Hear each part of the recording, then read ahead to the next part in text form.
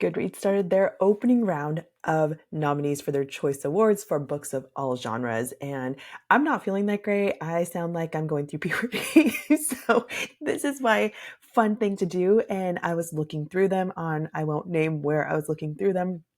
And I've already voted on some, but it didn't screen record everything. And so I thought, you know what? I had debated back and forth on all kinds of things. So let's go through them together. And I want to hear what you are voting for. This is opening round. If I haven't read it and you're like, you have to read it, Amy, let me know in the comments because I'm always open to adding more books to my TBR.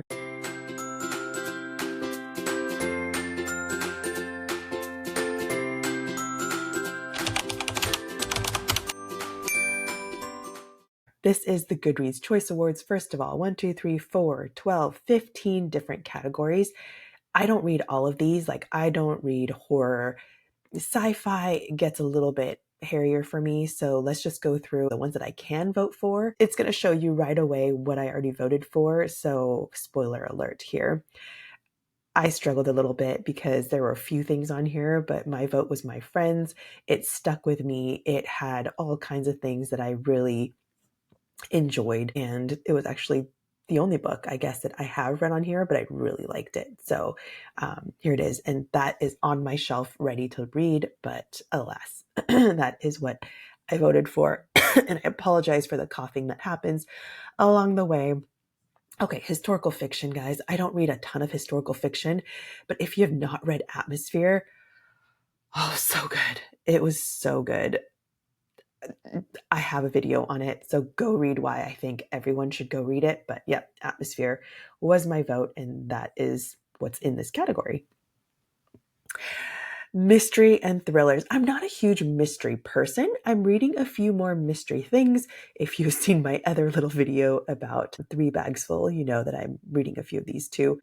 I have not actually read any of these, but I have read Jesse Q. Sutanto's previous Vera Wang book, and I really enjoyed it. So that's why I voted for it. Maybe I shouldn't because I haven't actually read it. Maybe this one isn't as good, but I did anyway. Okay, guys, I looked through this one and I am still like debating what to do because there's so many good ones on here.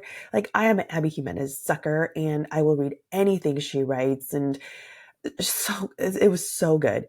But then you have all these other ones. I haven't read this one yet, but it is on my list. I love Megan Quinn, and the First Time Caller was really good. Sith and Sparrow was really good. Can't get enough. I was okay, so that's not on my top. Great Big Beautiful Life was so good. I think right now I'm torn between Great Big Beautiful Life because it was so different from usual Emily Henry, and I really enjoyed the depth of it. And so I'm torn between that one and Say You'll Remember Me.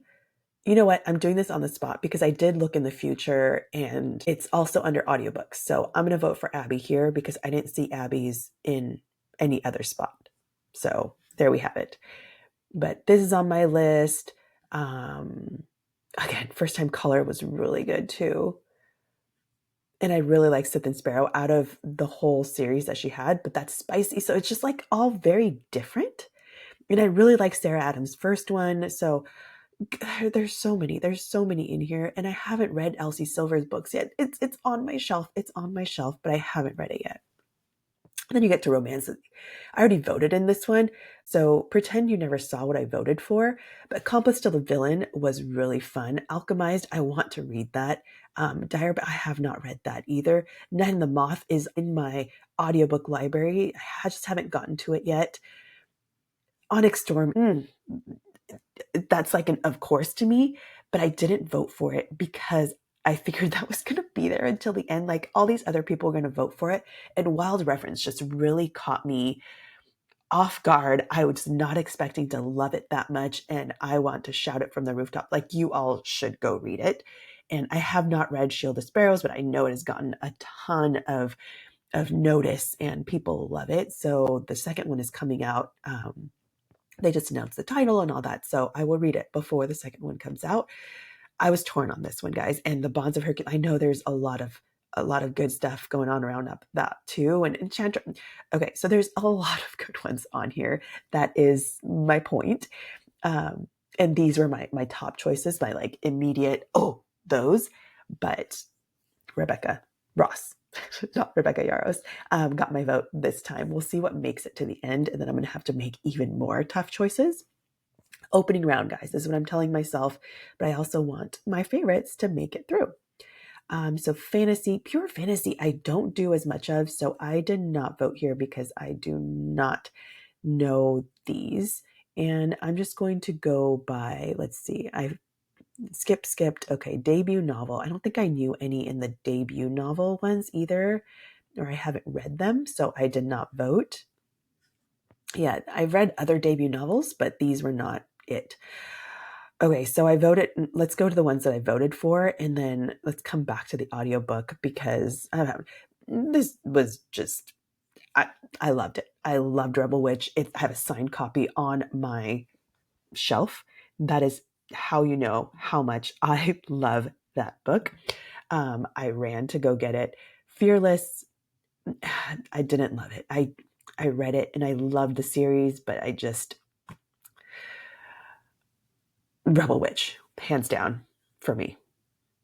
Some of the other ones, maybe I'll read. Like I have wanted to read Melissa Myers, but have not yet. Young adult fiction. Did I vote for that? Oh, I don't think I read any of these. So yeah, I have not read any of these. Nonfiction. I had to vote for the Let Them theory. It was good. There were Everything is Tuberculosis I read, and it was like a very fascinating read, very interesting. And No More Tears, my husband said that was the most depressed I've been after reading that. So no, I'm not going there. Maybe it's eye-opening, but I don't want to be depressed. So if you want to be inspired, if you want to be like changing your own life, I think Let Them Theory is a great one. And for the memoirs, I read quite a few memoirs, but I guess I haven't read any new ones. So I hadn't read any of these, but maybe I want to add more onto my list based on what's in here. Okay, now let's go back to audiobook because I am so torn. I told you I liked a lot of these, right? Um, Atmosphere, fantastic. I mean, Julia Whalen. How can you go wrong with Julia Whalen? But that's her here. That's her here. Is she in any of the other ones? I don't think so. So those are the two. I love Julia Whalen. She is amazing. Frederick Mockman, like My Friends, was really good too. Let Them theory, Onyx Storm. If you have not seen my YouTube video where I interview the narrator here, also Rebecca, I love her. I love her dearly. So I am so torn on where to go with this. So I think I'm going to punt some more, but I feel like I have to go with like this one. It was so different from what I normally read, and it was fantastic. Oh, but Onyx Storm, I'm stuck on these three. I think I'm letting My Friends go and the Let Them theory go. I think they're all going to make it through personally, but maybe it won't because it's the same narrator. Okay, I've done it.